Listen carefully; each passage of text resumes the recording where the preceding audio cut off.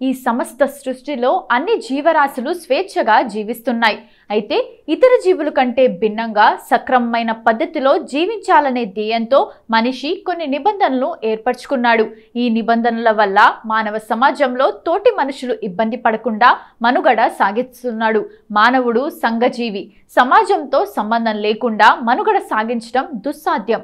స్వేచ్ఛగా జీవించటం, ఒకరి స్వేచ్ఛ మరొకరికి ఇబ్బందికరంగా మారకుండా ప్రవర్తించడానికి వివిధ దేశాలు ఆయా దేశాలకు అనుగుణమైన రాజ్యాంగాలు రూపొందించారు.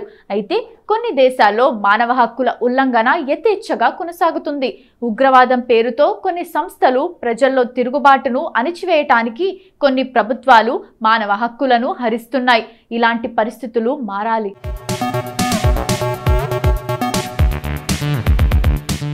మనిషి జీవించడానికి ఉన్న అన్ని హక్కులను పరిరక్షించాలి. ప్రతి వ్యక్తికి జన్మతః కొన్ని హక్కులు సమాజంగా ప్రాప్తిస్తాయి. వాటిని కాలరాసే హక్కు ఎవ్వరికీ లేదు. ప్రతి ఒక్కరికి రంగు, జాతి, కుల, మత, దేశ, ప్రాంత, భాష, లింగభేదం లేకుండా స్వేచ్ఛగా, న్యాయబద్ధంగా, ఇతరులకు ఇబ్బంది లేకుండా జీవించే హక్కులున్నాయి. ఇవే మానవ హక్కులు.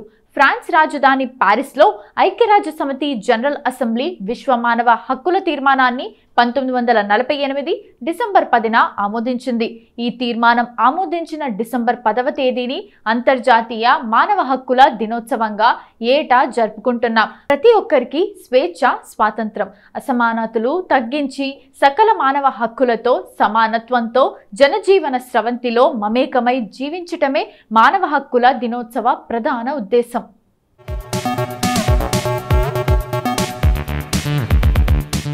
భారతదేశంలో 1994 నుంచి మానవ హక్కుల పరిరక్షణ చట్టం అమల్లో ఉంది. రాజ్యాంగంలో పొందుపరిచిన ప్రాథమిక హక్కులను కాపాడగలిగితే అదే నిజమైన మానవ హక్కుల పరిరక్షణగా భావించవచ్చు. మానవ హక్కులతో కూడిన ఆర్థిక వ్యవస్థ పేదరిక నిర్మూలనకు నిజమైన మార్గం. సమాజంలో ఉండే ప్రతి ఒక్కరూ స్వేచ్ఛ, స్వాతంత్రాలతో జీవించినప్పుడే మానవ జీవితాలకు సార్థకత. స్వేచ్ఛ అనేది కేవలం వ్యక్తిగతమైనదే కాదు, సంఘంతో ముడిపడి ఉన్న అంశం కూడా. మన స్వేచ్ఛ, స్వాతంత్రాలు ఇతరులకు ఇబ్బందిగా మారితే అలాంటి స్వేచ్ఛకు అర్థం లేదు. అలాంటి స్వేచ్ఛ సమాజానికే గొడ్డలి పెట్టులాంటిది. స్వేచ్ఛ, స్వాతంత్రాల కోసం, హక్కుల కోసం దేశంలో అనేక ఉద్యమాలు జరిగాయి. వాటి ఫలితంగానే భారతదేశం లాంటి అనేక దేశాలు పరాయి దేశాల పీడన నుంచి విముక్తి చెందాయి.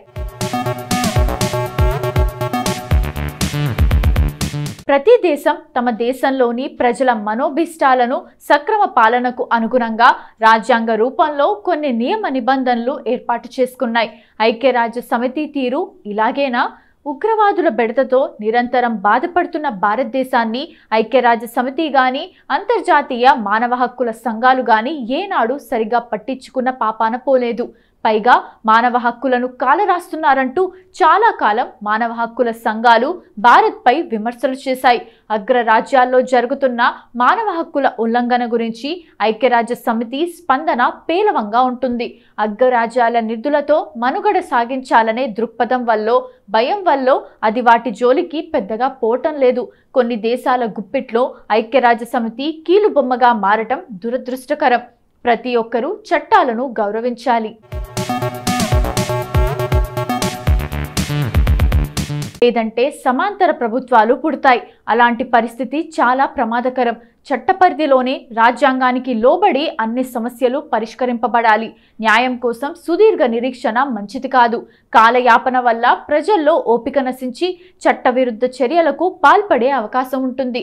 చట్టవిరుద్ధ చర్యల వల్ల అమాయకులే ఎక్కువగా నష్టపోయే ప్రమాదం ఉంది. అందువల్ల ప్రతి సమస్యకు రాజ్యాంగ పరిధికి లోబడి ఆమోదయోగ్యమైన ముగింపు పలకాలి. తక్షణ పరిష్కారం చట్ట పరిధిలోనే జరగాలి. హక్కులను కాపాడని ఆర్భాటాలు వృధా. మానవ హక్కుల సందేశాలు, అనునయన వ్యాఖ్యలు బాధిత హృదయాలకు సాంత్వన చేకూర్చలేవు. బాధితులకు సకాలంలో న్యాయం అందినప్పుడే చట్టాల పట్ల ప్రజలకు గౌరవం పెరుగుతుంది. ఉగ్రవాదానికి ఊతమిచ్చే దేశాలు మానవ హక్కుల గురించి మాట్లాడటం దయ్యాలు వేదాలు వల్లించటమే.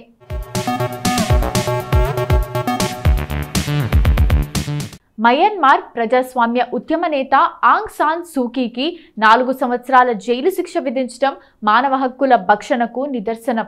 ప్రపంచ దేశాలు, ఐక్యరాజ్య సమితి వంటి అంతర్జాతీయ సంస్థలు ఇలాంటి చర్యలను నిలువరించకుండా మానవ హక్కుల దినోత్సవాల పేరిట చేసే ఆర్భాటాలు ప్రసహనప్రాయంగా మారతాయి. ఆఫ్ఘన్లో తాలిబన్ల పాలనకు చరమగీతం పాడాలి. రష్యా, ఉక్రెయిన్ల మధ్య యుద్ధం పరిసమాప్తి కావాలి. యుద్ధాల వల్ల మానవ హక్కులు హరించబడుతున్నాయి. ప్రపంచ ప్రజలంతా వారికి ఉన్న హక్కులతో స్వేచ్ఛగా జీవించే వాతావరణం నెలకొల్పాలి. అణచివేత వల్ల హక్కులకు భంగం. భారతదేశం లాంటి భిన్న వైరుధ్యాలు గల దేశాల్లో రాజ్యాంగం నిబంధనలు పూర్తి స్థాయిలో అమలు చేయాలంటే కొంత కష్టకరమైన పనే. ఇప్పటి వరకు అంతర్జాతీయ మానవ హక్కుల దినోత్సవం గురించి మనకు తెలియని కొన్ని ఆసక్తికరమైన నిజాలు తెలుసుకున్నాం కదా. మరి డిసెంబర్ 10వ తేదీన ఒక్కసారి చరిత్రలోకి వెళ్ళి చూస్తే ఎంతో మంది ప్రముఖుల జన్మాలు జరిగాయి. మరి ఒక్కసారి చరిత్ర పుటల్లోకి వెళ్ళి నేడు జన్మించిన ప్రముఖులు ఎవరో తెలుసుకుందాం రండి.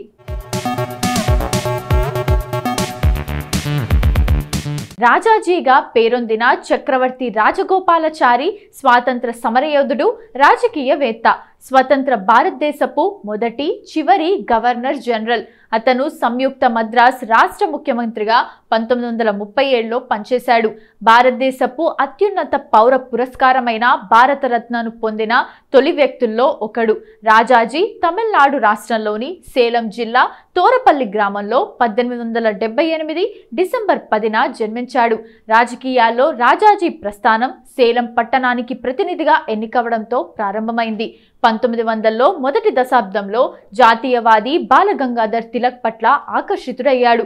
1917లో సేలం పట్టణ మున్సిపాలిటీకి చైర్మన్గా ఎన్నికయ్యాడు. సేలం ప్రభుత్వంలో మొట్టమొదటి దళిత ప్రతినిధి కూడా అతను చొరవతోనే ఎన్నికయ్యాడు. తర్వాత అతను భారత జాతీయ కాంగ్రెస్లో చేరి స్వాతంత్రోద్యమంలో పాల్గొనడం ప్రారంభించాడు. జయరాం సుబ్రహ్మణ్యం భారతదేశానికి చెందిన టెలివిజన్, సినిమా నటుడు, చెండా పెర్కషన్ వాద్యకారుడు, మిమిక్రీ కళాకారుడు, గాయకుడు. ఆయన 2011లో పద్మశ్రీ పురస్కారం, 2 కేరళ రాష్ట్ర చలనచిత్ర అవార్డులు, 1 తమిళనాడు రాష్ట్ర చలనచిత్ర అవార్డు, 4 ఫిల్మ్ఫేర్ అవార్డ్స్ సౌత్తో సహా పలు అవార్డులను అందుకున్నాడు. జయరాం నటి పార్వతిని 1992 సెప్టెంబర్ 7న వివాహం చేసుకున్నాడు. వీరికి కుమారుడు కాళిదాస్ జయరాం, కుమార్తె మాలవిక ఉన్నారు. ఆయన కుమారుడు 2003లో ఎంత వీడు అప్పు వింటి ఏం సినిమాలో నటనకు గాను ఉత్తమ బాలనటుడిగా జాతీయ చలనచిత్ర అవార్డును గెలుచుకున్నాడు. జయరాం సుబ్రహ్మణ్యం 1965 డిసెంబర్ 10న కుంభకోణం, తంజావూరు జిల్లా, తమిళనాడులో జన్మించారు.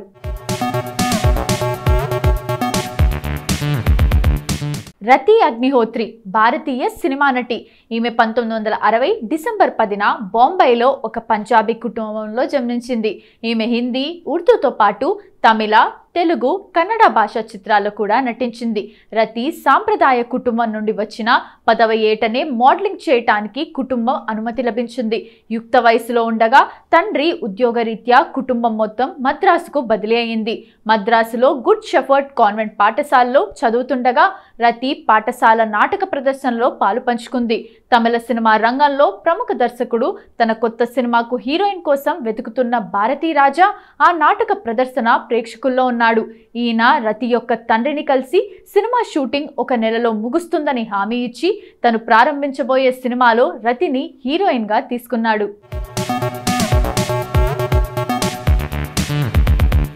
అంజనా సుఖాని భారతీయ సినిమా నటి.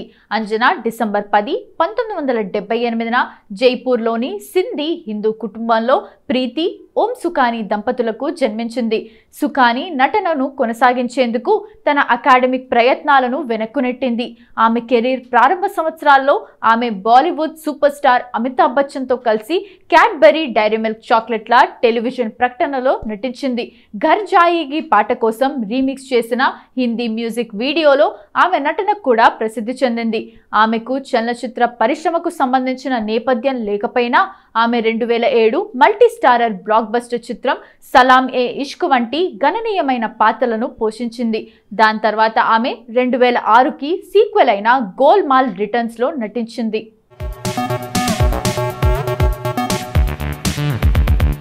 ప్రేమ్పాల్ సింగ్ రావత్ గతంలో మహారాజీ అని పిలిచేవారు. ఒక భారతీయ అంతర్జాతీయ వక్త, రచయిత. అతని బోధనల్లో అతను నాలెడ్జ్ అని పిలిచే ధ్యాన అభ్యాసం, అంతర్గత బలం, ఎంపిక, ప్రశంసలు, ఆశ వంటి వ్యక్తిగత వనరుల ఆవిష్కరణ ఆధారంగా శాంతి విద్య ఉన్నాయి. ప్రేమ్ రావత్ భారతీయ గురువు, దివ్య సందేశ్ పరిషత్ స్థాపకుడు హన్స్ రామ్ సింగ్ రావత్ యొక్క చిన్న కుమారుడు. తర్వాత దీనిని డివైన్ లైట్ మిషన్ DLM అని పిలుస్తారు. అతని తండ్రి మరణం తర్వాత 8 ఏళ్ల ప్రేమ్ రావత్ అతని పాత్రను స్వీకరించాడు. ప్రేమ్పాల్ సింగ్ రావత్ ఉత్తర భారతదేశంలోని ఉత్తరాఖండ్లోని హరిద్వార్లో డిసెంబర్ 10, 1957న గురువు హన్స్ రామ్ సింగ్ రావత్ అతని 2వ భార్య జగజ్జనని మాతశ్రీ రాజేశ్వరి దేవికి 4వ చిన్న కొడుకుగా జన్మించారు.